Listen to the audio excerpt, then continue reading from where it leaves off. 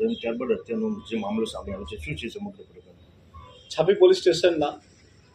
માહીગામ ખાતે તારીખ 24/6/2024ના રોજ એક એક્સિડન્ટ થાય છે અને ત્યારબાદ એની અંદર મરણ જનાર જે છે નિઝામુદ્દીન નાંદોલિયા જે છે, પરંતુ પરિવાર દ્વારા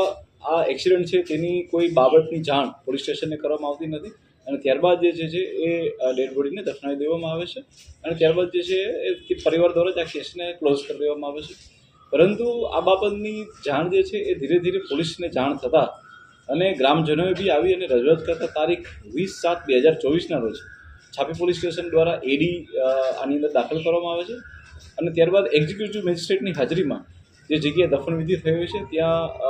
એ ડેડ બોડીને કાઢવામાં આવે છે અને ત્યારબાદ બોડીનું એક FSL PM કરાવવામાં આવે છે અને FSL PMમાં જે પુરાવા મળી આવે છે તેના આધારે પોલીસ દ્વારા જે છે આની અંદર મર્ડર દાખલ કરવામાં આવે છે.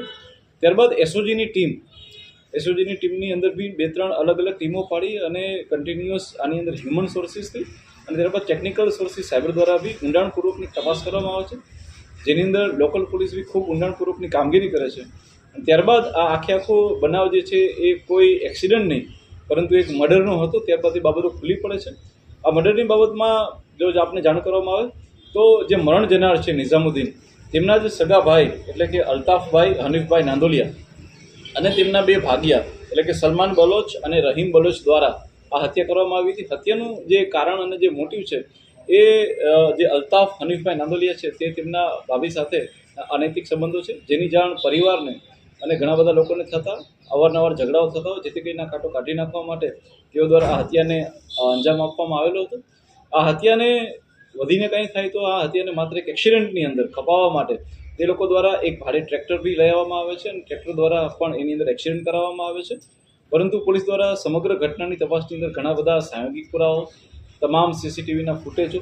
તમામ લોકોની હાજરીઓ તથા જે અમે FSL પોસ્ટમોર્ટમ કરાવેલું છે તેનો રિપોર્ટ અને ત્યારબાદ બીજા બધા પુરાવાઓને લઈ અને પોલીસે ખૂબ મજબૂત રીતે આની તપાસ કરી અને હાલની અંદર તમામ 3 આરોપીને પકડી પાડવામાં આવ્યા છે અને તેના માટેના જે બી અમારા લોકોને FSLમાં બીજા પુરાવા મોકલવાના છે તેની બી કાર્યવાહી હાલમાં ચાલુ છે.